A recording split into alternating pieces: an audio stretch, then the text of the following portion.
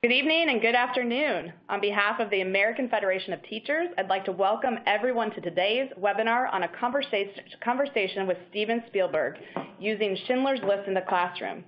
We are thrilled to be joined by our AFT President, Randi Weingarten, American filmmaker, Steven Spielberg, and our partners from Facing History and ourselves, Laura Tavares.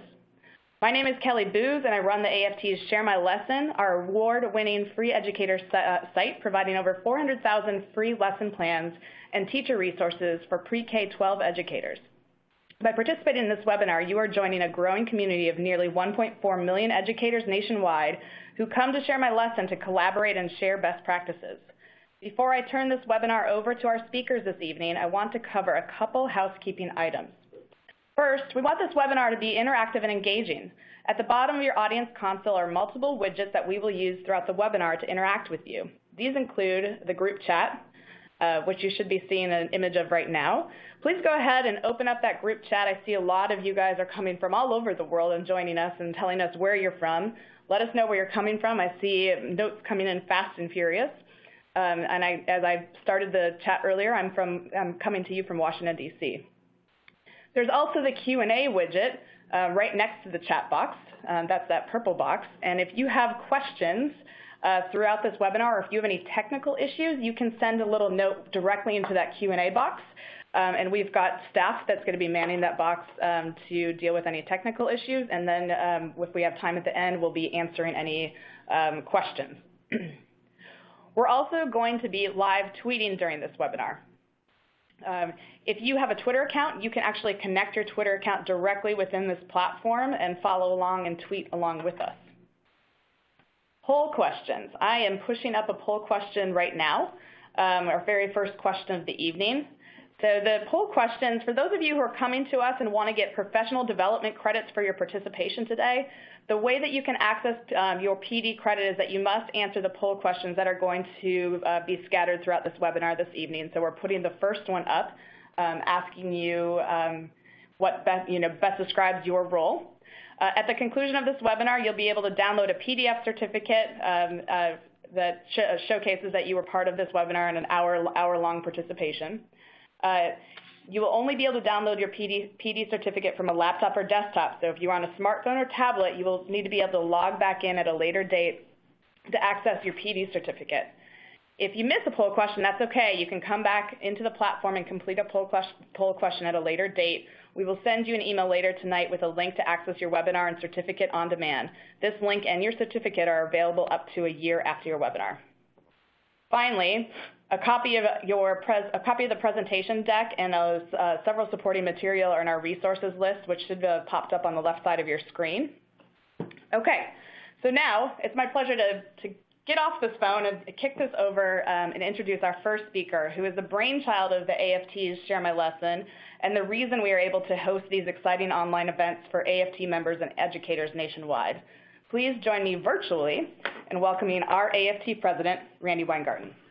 Thank you, Kelly, and thank you all of you who are joining. I love, given that I'm still in the last century in terms of the internet, I love watching all the kind of group chats from everyone from across America and across the world.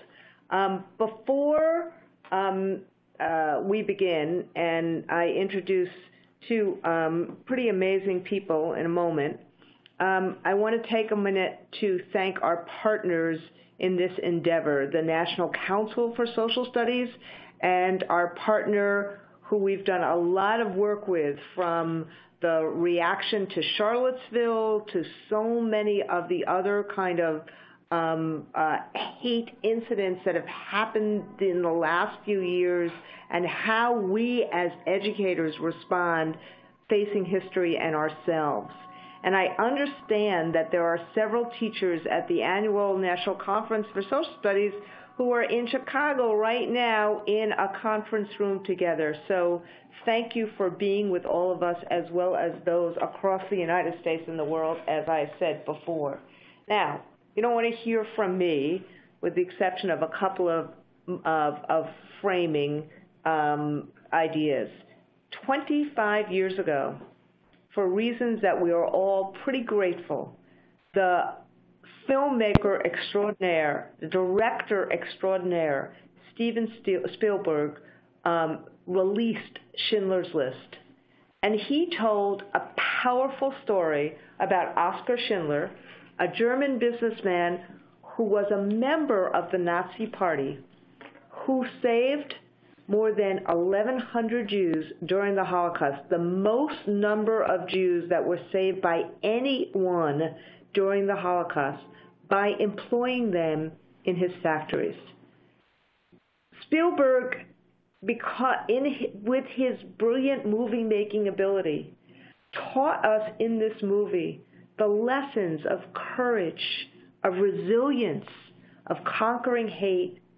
The themes were as riveting as they were just in terms of equality, demagoguery, religious freedom, and just the stories of individuals who there but for the grace of God. And over the last several years, after that film and lots of discussion about what really happened in the Holocaust, he made the Holocaust something that people would talk about through his movie making and remember. But what has happened is we have forgotten. And over the last several years, we have seen an uptick of the acts of racism and bigotry and anti-Semitism and hate, yes, around the world, but also in the United States. 2017, the Anti-Defamation League reported a record year of anti-Semitic incidents in the United States with nearly 2,000 cases of harassment, vandalism, physical assault targeting Jews. This was the largest one-year increase since the ADL had started tracking incidents since 1979. But two come to mind right now, which is part of the reason why it's so important, not just about anti-Semitism, but about how we fight bigotry and how we make the world and our country a better place, why it's so important with the reissuance of this movie. Just yesterday, swastikas and anti-Semitic slurs were spray-painted in the office of a Jewish professor of psychology and Holocaust at Columbia Teachers College. And apropos of our conversation this evening, this professor had studied whether certain personality traits such as tolerance and empathy could help explain why some people became non-Jewish heroes during the Holocaust, like Oskar Schindler. And of course, there was just a few weeks ago the deadliest incident of anti-Semitism in the United States history at the Tree of Life Synagogue in Pittsburgh, where the shooter shouted, "All Jews must die." Here at the AFT, we are doing what we can to provide educators the tools they need to confront hatred. But long term, this is something we must do as teachers, as a society, not just to fight back, not just to educate young people about how to combat anti-Semitism, racism, and hate, but to give our students the tools to be change makers in their own communities, to create an open-hearted and an open-minded society. That is who we are as teachers. For me, as a Jew, when confronted by anti-Semitism, I lean into my practice of Judaism. As a teacher, I lean into our work to educate for a more tolerant and a more inclusive America. And as an activist, I lean into the fight against hate and the fight for a better and a safer nation. Tonight, you will have the opportunity to actually listen to this amazing conversation between Steven Spielberg, the award-winning filmmaker, and Laura Tavares, the head of Facing History and Ourselves. And I would like to just turn it over to Laura and to Steven and say thank you again for doing all of this and for joining us tonight, but most importantly, for the work that you both do. Thank you. Thank you so much, Randy. The AFT has been such a great partner to us at Facing History and Ourselves, and we're thrilled to have so many of your members on tonight. And I, too, want to give a special welcome to all the educators at the National Council of Social Studies here in Chicago who are joining us. And I also want to note we have folks on the webinar tonight from all over the world, not just the United States, but Bali, Australia, Sweden, Mumbai, New Zealand. So a shout out to all of you who are up at all hours to be part of this special conversation. I think we all feel really lucky that we're going to be able to talk with director Steven Spielberg about Schindler's List and together really explore how this story can spark some essential conversations in classrooms today. So tonight we'll spend a little bit of time first introducing Facing History and our work on Schindler's List. I'll have a conversation with Mr. Spielberg that I know we're all looking forward to. And then afterwards we'll have time to dive a little bit more deeply into the resources that we've created to help you bring Schindler's List into your classrooms. 25 years ago at Facing History, we created the first educator's guide to Schindler's List when the film was first released. And that film really introduced millions of people to Oskar Schindler for the first time. When it premiered, we saw how this really nuanced story about the human capacity for good and evil had a transformative effect on viewers and especially on young people. I see from the chat that many of you have been showing this film in your classrooms for years, and so I think that's something that you can probably attest to as well. I know, though, that there are probably also a lot of you on this webinar who may not even have been born when the film was first released, and so I'd like for us to take a moment to watch the theatrical trailer for the re-release of the film, which is coming out just next week on December 7th. I think whether you've seen Schindler's List or not, this trailer really reveals the power of the story and of Mr. Spielberg's filmmaking. So let's take a moment and watch the trailer.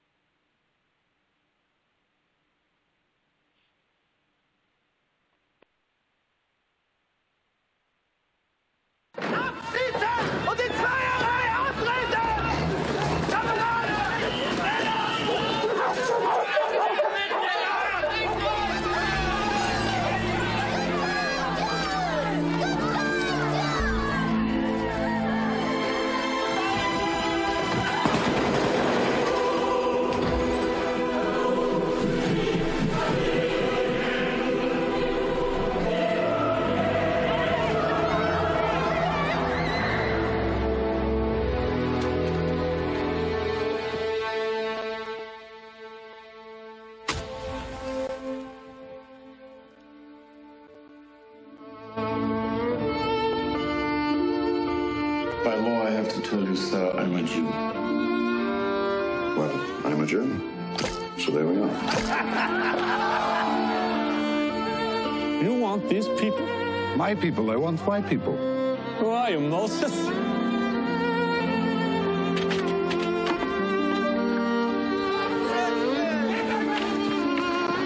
They say your factory is a haven. They say you are good. Who says that? Everyone.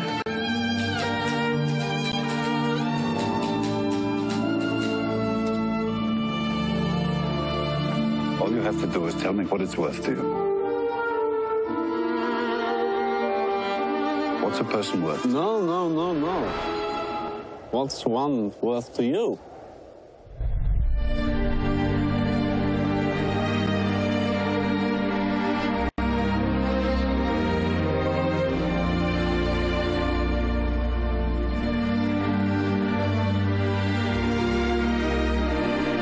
Power is when we have every justification to kill, and we don't.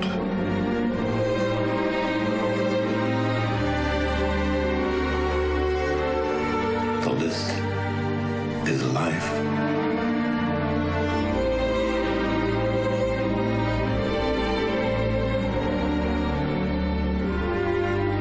Whoever saves one life saves the world entire.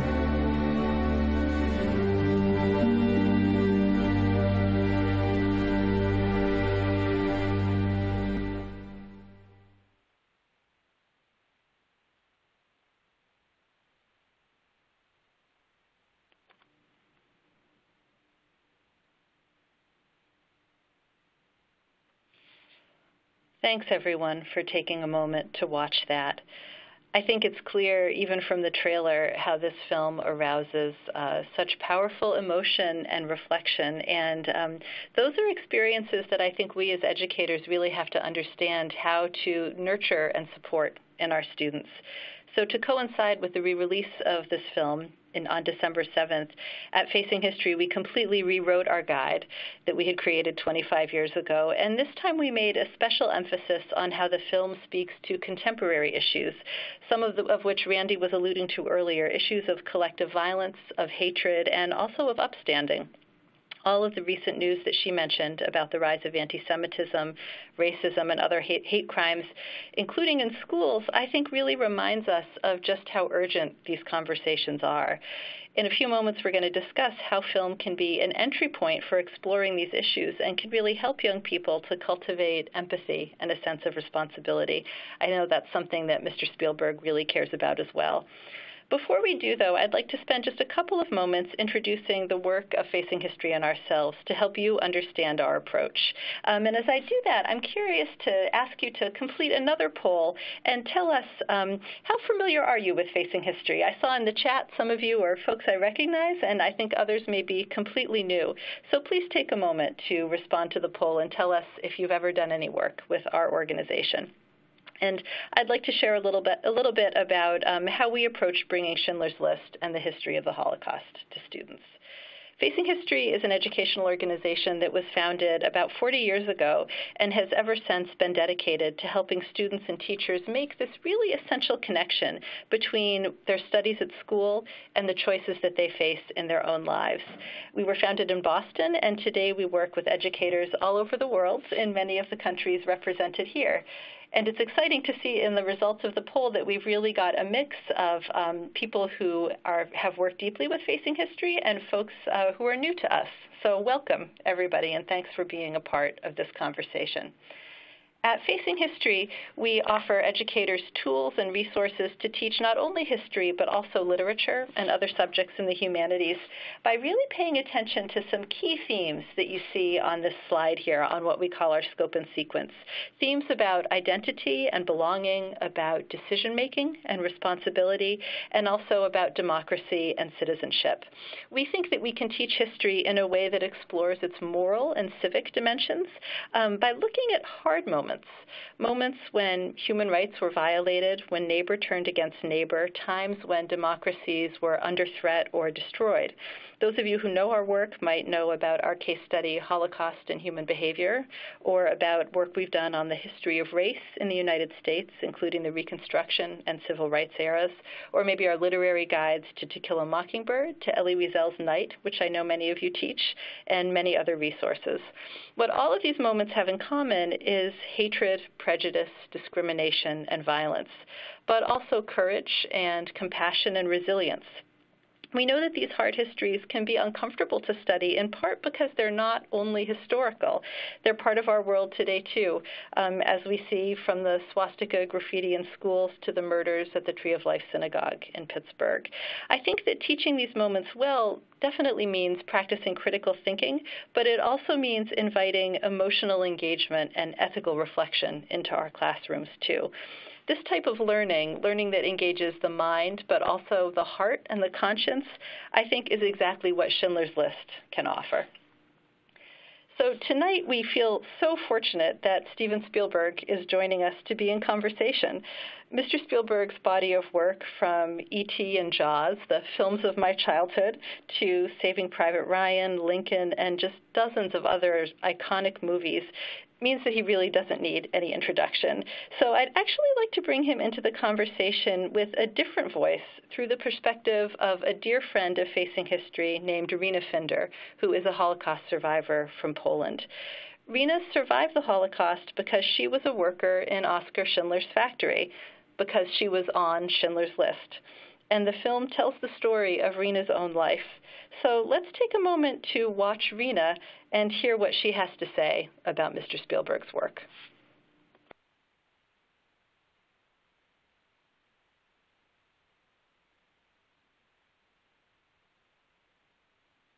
To me, he's the one I think all the survivors feel that because of him, Oskar Schindler is going to live forever. After we are gone, because of the movie, there is still enough information and still enough people that will talk. We all feel he's our grandson. We feel very close to him. We feel that because of him, we can talk about what happened to us, and the world can hear and find out. He's like an example that there is always something you can do, because everybody said there was nothing I could do. Yes, there is always something you can do.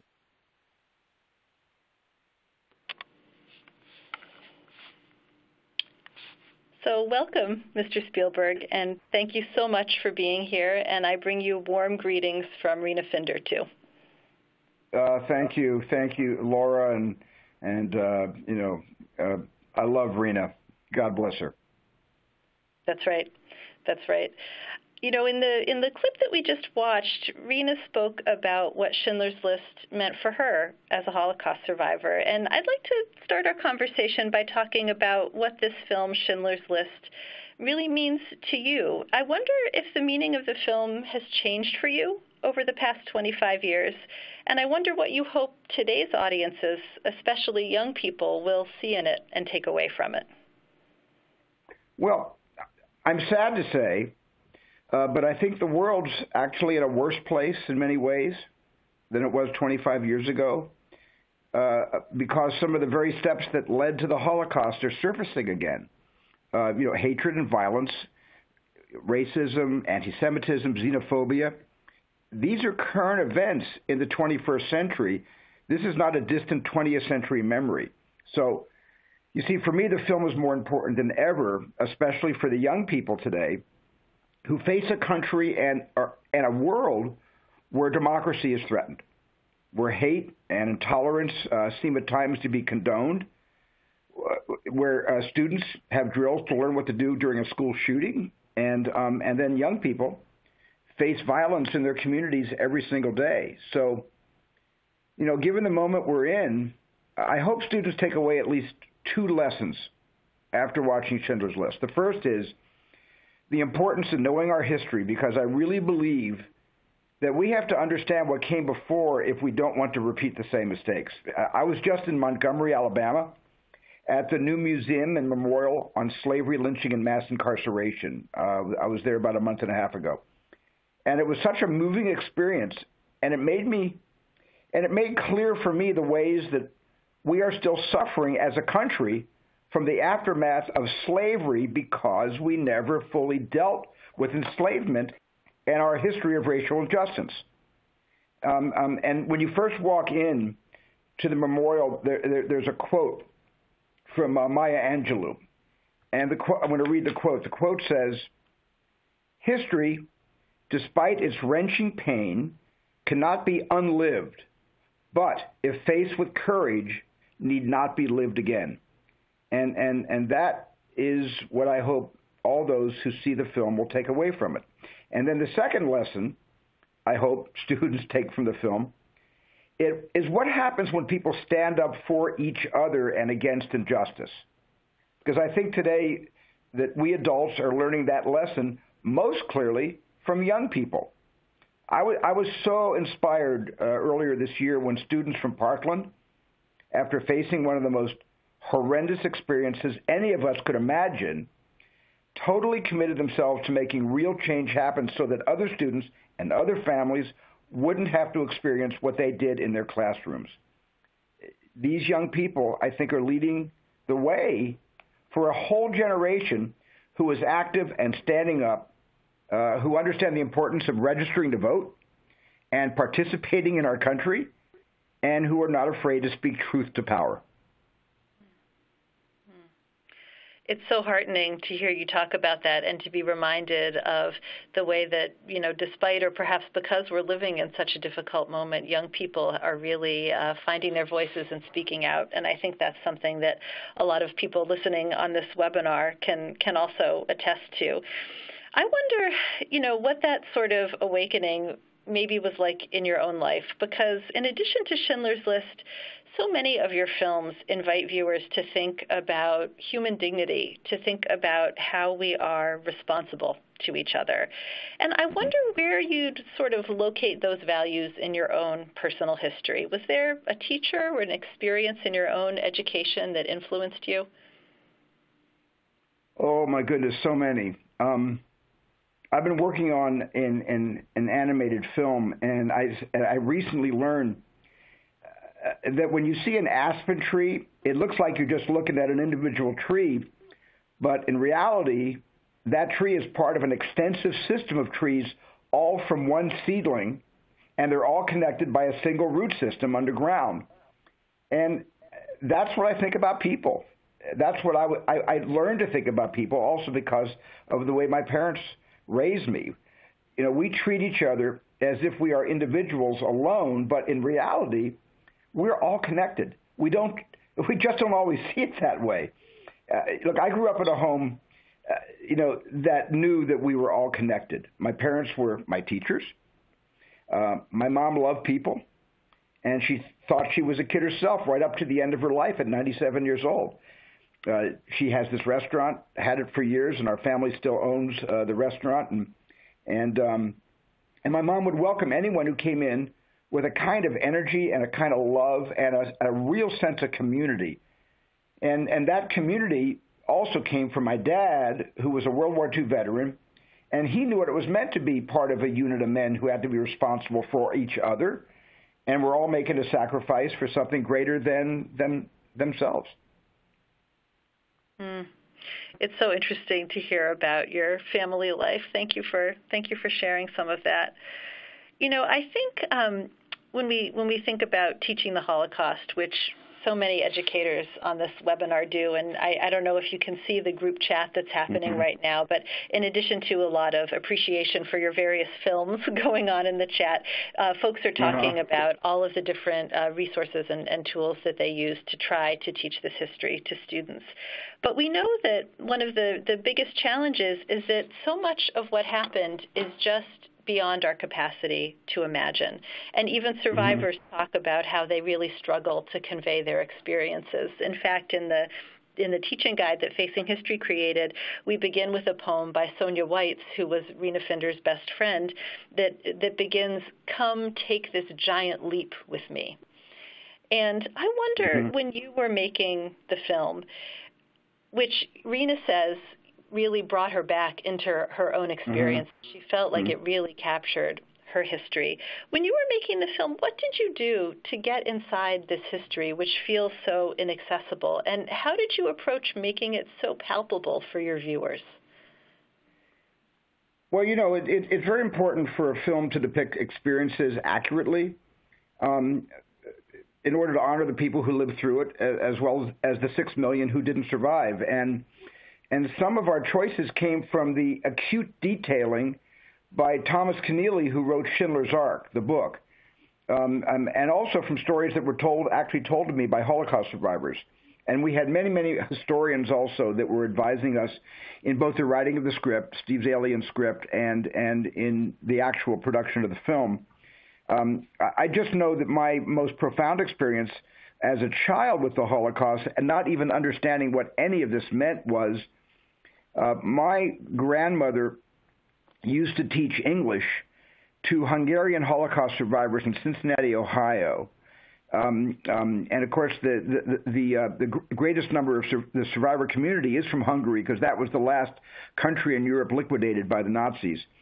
And I would sit often, I was only three and a half years old, but I actually remember images, not I can't give you the day this happened, but my grandparents and my parents have often talked about this. So in a way, I grew up remembering the stories they told me about the experience I had sitting at a table with 20 or 30 Holocaust survivors learning English, and how one man rolled up his sleeves and he taught me how to count based on the Auschwitz numbers on his forearm.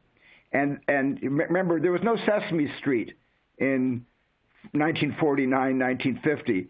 And I actually learned my numbers the 5, the 4, the 3, and the trick he did, I'll never forget this, was he said, I'm going to do a magic trick, and he pointed to a 6, and he said, this is a 6, and then he inverted his arm, and he said, and now it's a 9.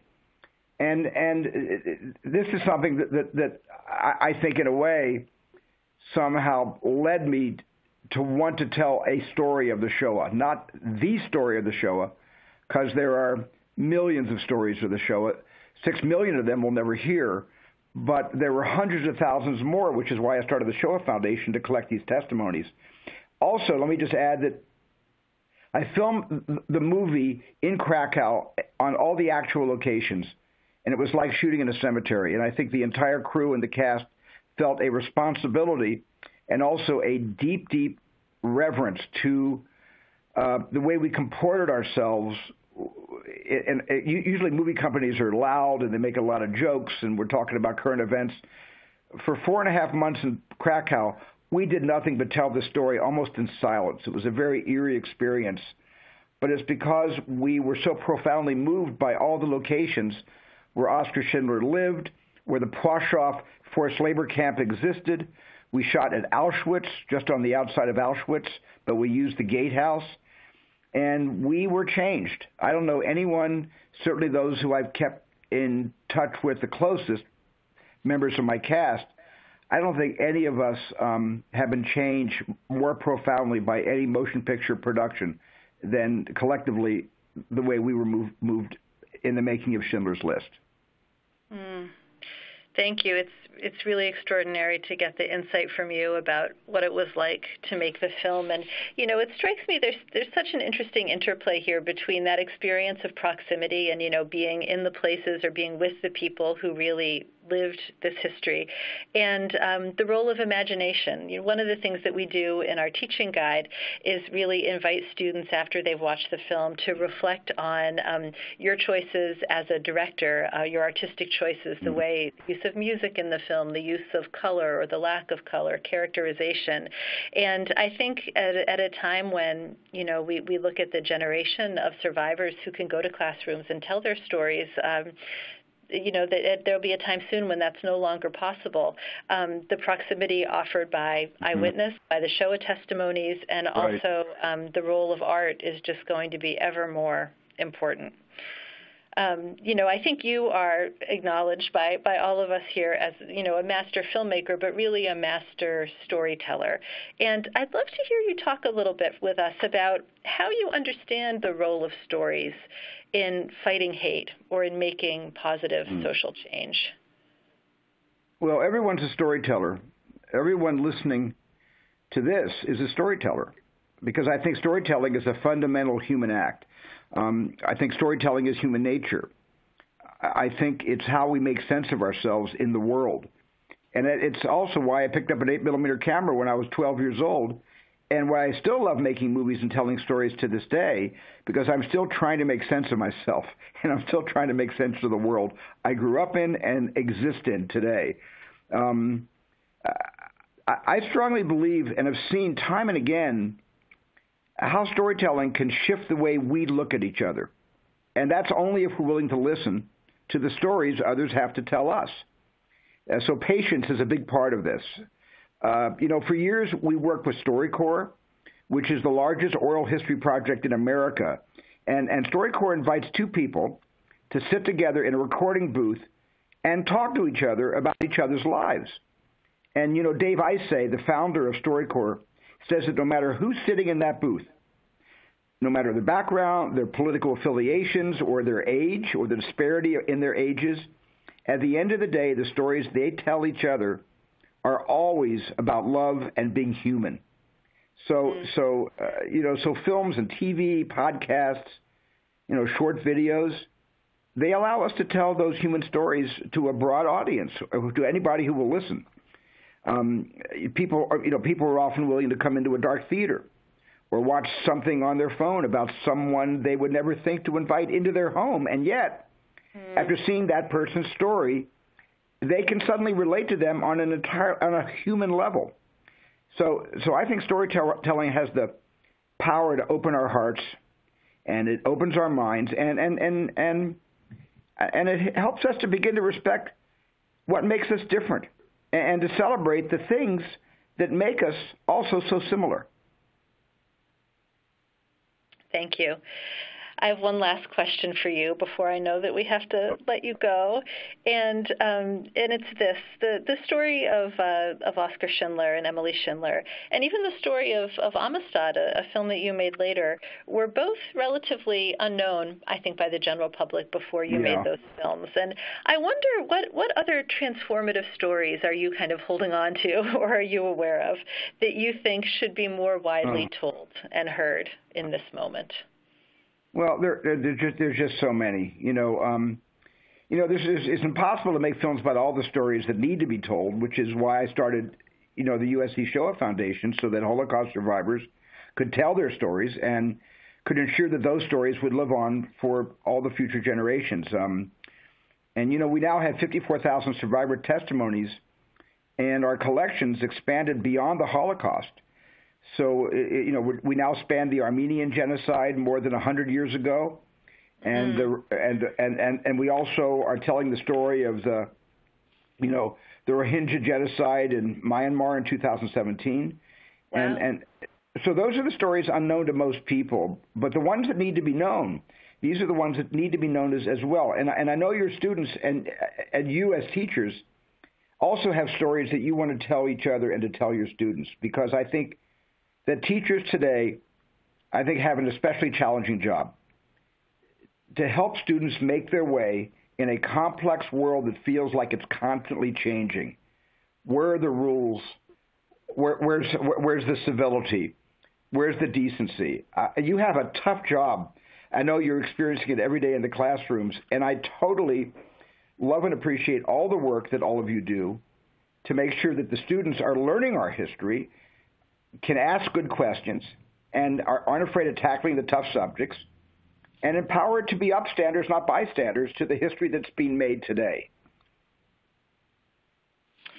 Thank you. That's a great vote of confidence and a real shot in the arm. I have great confidence. All of us.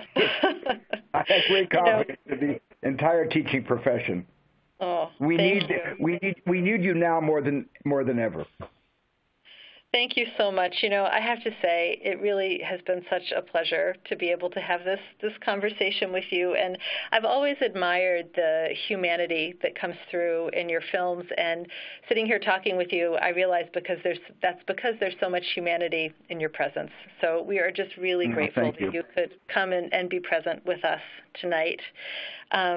So thank you. And to all of our listeners, please stay on the line for another little while, because we're going to say goodbye to Mr. Spielberg, and we're going to turn our attention to your role in bringing the film to students and some resources that we have to support you in your classroom. So goodbye, Mr. Spielberg, and thank you. Thank you, Laura. Goodbye, everybody. Thank you so much. Thank you. So I think in talking with Mr. Spielberg just now, it's really clear that the story of Schindler's List and so many other stories have the potential to be really transformative. But I'm also pretty convinced that that doesn't happen just by pressing play on whatever the machine is in your classroom. How we as teachers design a learning experience for students, how we structure the room, what we do beforehand, how we allow them to reflect afterwards, what we ask them to do with the stories they've learned. All of those things are really critical in creating a meaningful learning experience that lets kids ask questions about the past and the present, think about how history shapes their own sense of human dignity and responsibility and agency today. And that's what we'd like to talk about in this last part of the webinar, is some strategies to really create a meaningful learning experience for your kids in your classroom. As we do that, I've just pushed a new poll onto the screen. I'd love to know, have you ever shown Schindler's List to your students? I see from the chat that there are folks who have been doing it for many years. Some may have never yet done it, but now you're contemplating it. So please take a moment to go ahead and respond to that poll. So in Facing History and Ourselves Guide to Teaching Schindler's List, which is an online resource that you'll be able to access at any time, and after tonight's webinar, you'll get an email with a link where you can find it. That resource is divided into 3 parts: before watching the film, while watching the film, and after you've watched the film. And there's so much about what happens before you press play on the film or take your students to the theater that is really critical. So let's take a moment and see how many folks have done this. So about 37% of you have shown the film, and about 63% haven't. So I'll be interested to hear after this webinar in the chat, if you haven't used it before, how you're thinking about using it now. So before you use a film like Schindler's List, there's a lot to think about. It is a film that is very emotionally powerful. It can be graphic. It's rated R. It's long. And so you have to consider the way that you're going to best structure this experience. You have to know your students, think about their age group and what they're prepared for. You might need to communicate with parents or administrators in your school, and there are a lot of great guidelines about that. And we even have a sample letter home in the guide that you can use. You have to get all of those logistical things in place, but you also have to consider how to prepare your students to really engage with such emotionally powerful content. So our resource begins with some ideas for contracting in your classroom that really allow you to think about what does it take to create an environment that feels thoughtful, that feels safe, that feels reflective. We use that poem of Sonia White's that I mentioned that begins, "Come take this giant leap with me," as a way of inviting students into this experience of encounter with the story of Schindler's List. Before you start using this film, or I would say, any work of art about the Holocaust, you also have to consider what the curricular context is for showing the film, and what is the historical context that students need in order to best engage with it. Some of you may be teaching Schindler's List in the midst of a very long unit about the Holocaust or other genocides or history. Others might be showing it to commemorate Yom HaShoah or Genocide Awareness Month in April. So we've provided a lot of resources in the guide, including an interactive timeline, to help you put some historical context around, as Mr. Spielberg said, this one moment in history, this one story that is conveyed in Schindler's List. Because we know that students have a lot of questions. They ask, how did the Nazis get to be in power? They ask, why the Jews? They ask, did anyone else fight back? Did anyone else help? And so we've tried in the context of our resource on Schindler's List to give you a lot of different options to put some of that context around your teaching of the film. And on Facing History's website, you can also find a 1-week unit on teaching the history of the Holocaust, and also a self-paced online course for you that you can take anytime. It takes about 5 hours if you want to enhance your own understanding of this history. And I'm actually going to see if I can push another poll to you now, because I'm curious to know, for those of you on the phone who do teach about the Holocaust, how long do you typically spend? There's such a range, and this is a history that could occupy you and your students. It occupies some scholars for a lifetime. And I think it can be taught well in a variety of time spans, so let us know, please, how you do it.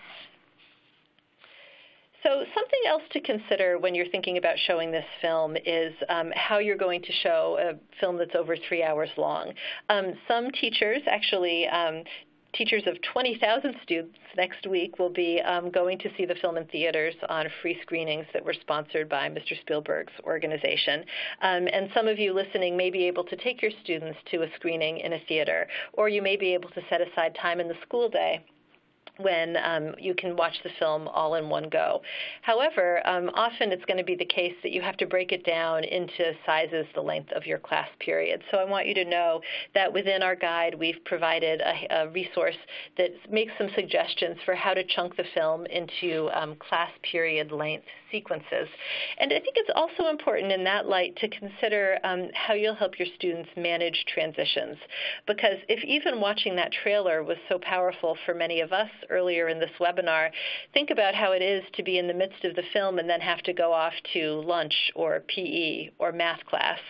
So we've provided a lot of different suggestions for how to build in some opportunities for reflection and transitions if you are in the position of having to break up the film when you watch it with your students. So I'm going to project the results of the poll here now. Many of you teach for more than 2 weeks about the Holocaust, so you have more time. Some of you use less than a week, one class period, 1 to 2 weeks. Thank you for the time that you invest, whatever time it is, in teaching this important history. So the next section of our guide is while watching, or as students view the film. And in this section, we tried to do a couple of key things. One of them is provide some resources, including journal questions, ideas like exit cards, teaching strategies. There's a wonderful visual one called Color, Symbol, Image that allows students to have some of that processing time and reflection that they need in order to really make sense of what they're seeing. But we also wanted to create a couple of resources that allow you to go deeper into some essential themes and qualities of the film. So what you're seeing on your screens now is a lesson about Oskar Schindler and the making of a rescuer. We know that he underwent this really interesting evolution from an opportunist, a collaborator, to a rescuer. And his story really reveals the complexity of human behavior and the different roles that an individual can play. There's a quotation that we used from sociologist Irvin Staub, who said that goodness, like evil, begins in small steps, which is a fascinating thing to contemplate. And this lesson uses that idea to try to uncover a little bit of Schindler's own story. We also, as I mentioned earlier when I was talking with Mr. Spielberg, have a lesson about analyzing the art of Schindler's List and thinking about the artistic choices that create such a powerful experience for viewers. This is something of interest, of course, to history teachers, but I think also to teachers of ELA who are thinking about literary qualities that have some resonance with the tools of a filmmaker as well. And then finally, there's the question of what should you do after students view the film? I remember the first time that I taught a Facing History course, actually, Holocaust and Human Behavior, to my class of 8th grade social studies students. And we had the good fortune of being able to spend a couple months on this history. We went really deep. It was a great learning experience. And afterwards, one of the girls said to me, "Oh, Ms. Tavares, that was really hard. What a tragic thing. I'm so relieved that nothing like that has ever happened again."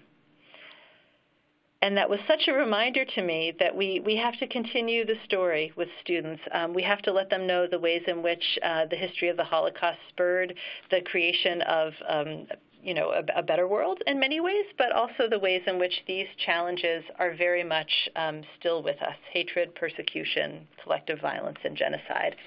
So in the post-viewing section of our guide, we have a lesson about the Rohingya, the genocide in Myanmar, which Mr. Spielberg referenced earlier. And we ask this question: what responsibility comes with knowledge? We also want to turn the lens really on our own communities and address some of those issues of hate and intolerance that we see today in the United States, in Europe, and in elsewhere. So there's a lesson about the events of Charlottesville. There's also, it includes material about xenophobic violence in Germany, because we know that this film has an international audience. And this is a way of thinking about those themes of we and they, identity and belonging, and community responses. We want to ask, how can individuals respond to these smaller acts of hate in a way that prevents them from growing?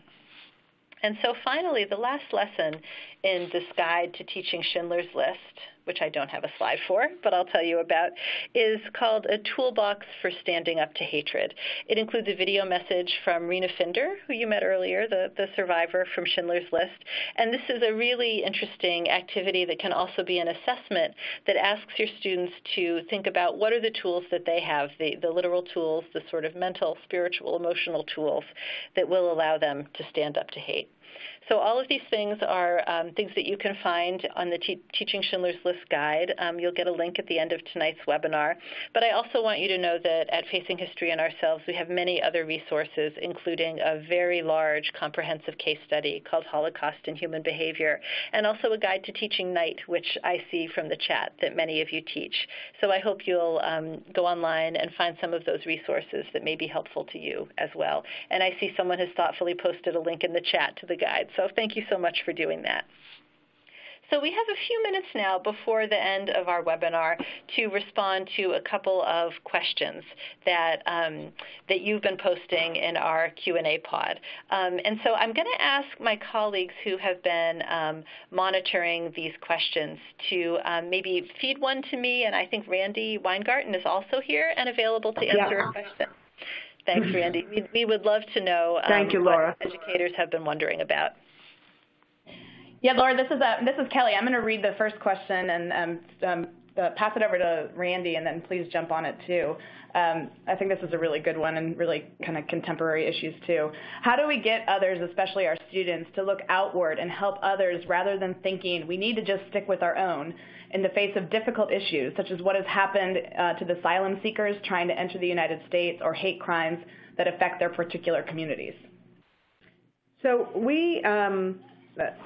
so I think that's both, that in some ways that is the question that every one of us as educators try to get our students to think about in terms of a word I use a lot or saying I use a lot, enlarging the tent, walking in each other's shoes, having empathy, being able to see something from someone else's side. But I think it starts with upstanding, as Laura was saying before. I think it actually starts with engagement and conversation. A lot of what we do in restorative justice circles is a lot on this. A lot of the kind of work of empathy, compassion, engagement, joining various different clubs. So like in the aftermath of Charlottesville, many of us not only put together lesson plans, as Laura just talked about, but also work through gay-straight alliances, other kinds of clubs throughout our high schools, our colleges, brought people together. After Tree of Life, you see many kind of relationships springing up between Islamic groups and Jewish groups. Our synagogue, for example, in New York City, CBSD, has had that kind of relationship with the NYU Islamic Center that every single Friday there's a group of members of this, the temple, which is the largest LGBT temple in the world. It goes before Jejuma prayers and say your Jewish friends, your Jewish neighbors support you. And after Tree of Life, the imam called the rabbi and said, your Muslim friends support you. And there were hundreds of members of the NYU Islamic Center bordering the streets to before services that Friday after Tree of Life to talk about that kind of support. So there are lots of different ways, but I think it goes back to what Mr. Spielberg said before about storytelling and also about engagement. Thanks, Randi. That is such a beautiful and comprehensive answer. I think we should ask Kelly to give us one more question that we can answer before our time runs out.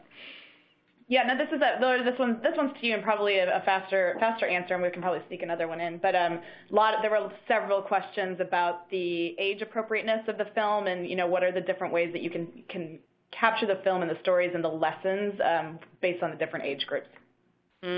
That's a great question and something really worth thinking about. Our recommendation is that this is a film which is best suited to high school students. I would say grades 10, 11, 12, and maybe grade 9. If that's the grade when you teach this history and that's the opportunity, I think it's possible. We have so many powerful stories that we can draw on, including the testimonies from Eyewitness and from the Shoah Foundation that are more appropriate for younger students. And I think we know that when students are not mature enough, if they're emotionally overwhelmed, they're not going to have that meaningful experience that we want them to have. So I would say high school is the most appropriate age group. I would also say that, for people who are concerned about certain moments in Schindler's List, I know for sure that there are educators who, while totally respecting the artistic integrity of the film, just choose to, skip forward 5 minutes.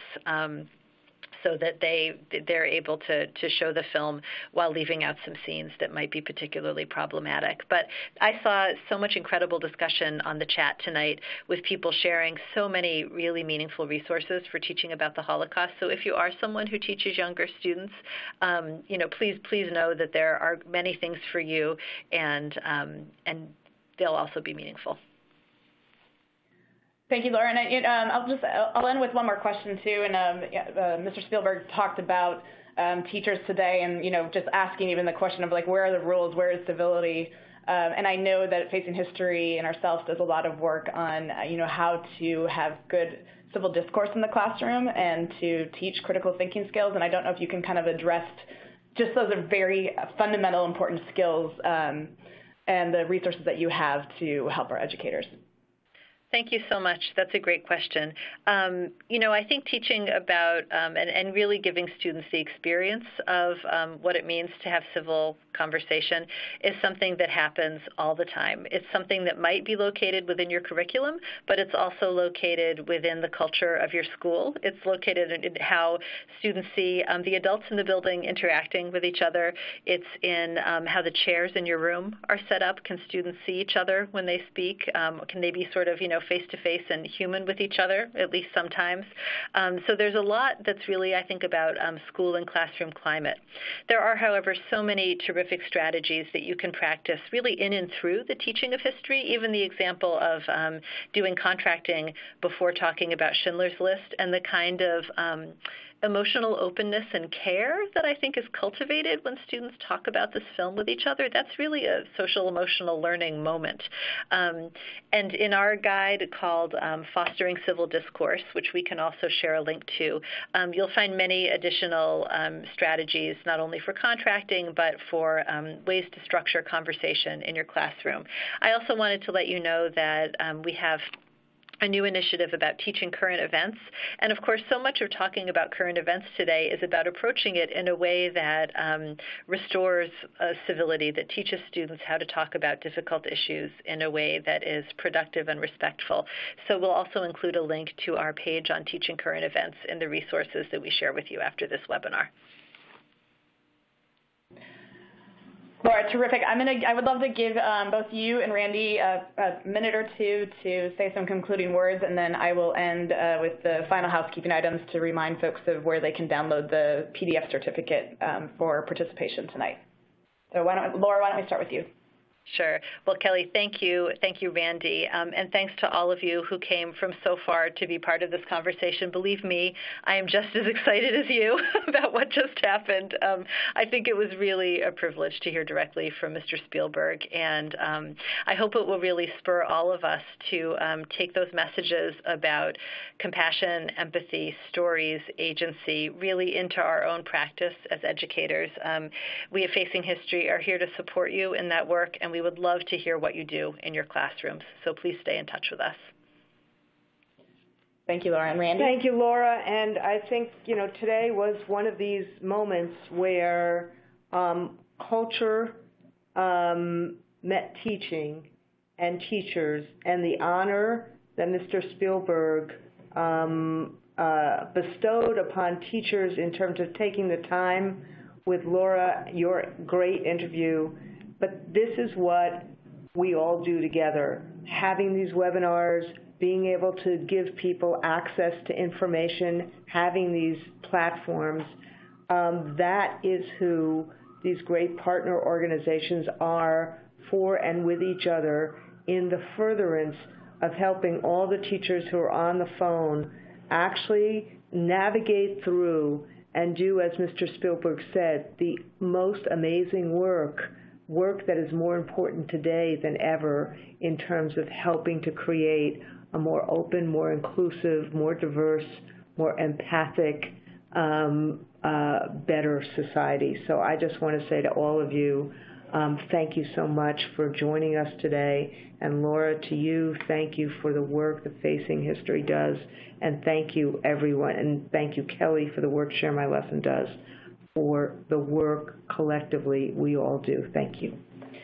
Yeah, thank you, everybody. And I just have loved watching and reading the different group chats that are coming through. And I know some of you have been requesting to be able to see the transcript of the group chat, so I will work on putting that together and sharing that out. I know some people got kicked in and out of the group chat, which is a good problem to have, that we reached our maximum. We've had well over 1,100 people live with us tonight across the country, so thank you for that. At this time, you should be able to download your PDF certificate. That is the yellow box widget at the bottom of your screen, assuming that you've answered the poll questions that were scattered throughout the webinar. If you missed a poll question, that is fine. You're going to get a link to come back into this webinar. You can take it on demand as many times as you want. You'll get that email later this evening. And again, you do have to be on a laptop or a desktop to be able to download that PDF certificate. So if you're on a smartphone or tablet or anything like that, no problem. You'll be able to get back in at a later date, and that link is valid for you individually for up to the next year.